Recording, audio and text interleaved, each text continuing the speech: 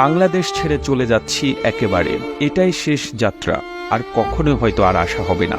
20 বছর বয়সে নিজের পরিবারের জন্য এবং নিজের ভবিষ্যৎ সুন্দর করার জন্য জার্মানিতে পাড়ি জমিয়েছিলাম।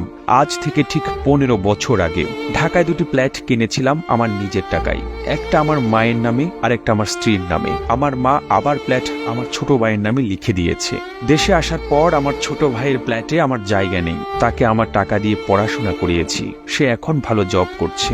আর আমার স্ত্রী আমার কেনা টাকা দিয়ে ফ্ল্যাটে আমাকে ঢুকতে দেয়নি, আমাকে দরজা থেকে কুকুরের মতো তাড়িয়ে দিয়েছে। সে আমাকে তালাক দিয়েছে বিনা কারণে। ঠিক বিনা কারণে বলা যাবে না, সে অন্য আরেকজনের সঙ্গে সম্পর্ক জড়িয়েছে। বাংলাদেশে 20 দিনের মতো হোটেলে ছিলাম, আর আপন মানুষের প্রতারণাগুলো মুখ বুঝে সহ্য করলাম। টাকার কাছে সবকিছু অসহায়। নিজের রক্তের বেঈমানি, তার উপরে নিজের আপন স্ত্রীর বেঈমানি, সবকিছু আমাকে বিপর্যস্ত করে ফেলেছে, মেন্টালি ভেঙে টুকরো টুকরো করে ফেলেছে।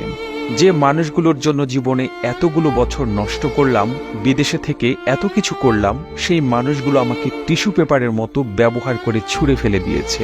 এমনটাই হওয়ার ছিল, এটাই হয়তো ভাগ্যের লেখা।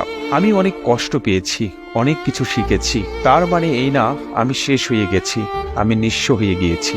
এরকম ফ্ল্যাট আরো 10টা কেনার সামর্থ্য সৃষ্টিকর্তা আমাকে দিয়েছে, কিন্তু কোনো লোভ দেয়নি, কোনো অহংকার দেয়নি। কারো প্রতি কোনো অভিযোগ নেই, কোথাও কোনো বিচার দেব না। বিচার এক জায়গায় দিয়ে রেখেছি, তিনি নিশ্চয়ই সবকিছুর ঊর্ধ্বে নিরপেক্ষ বিচারক।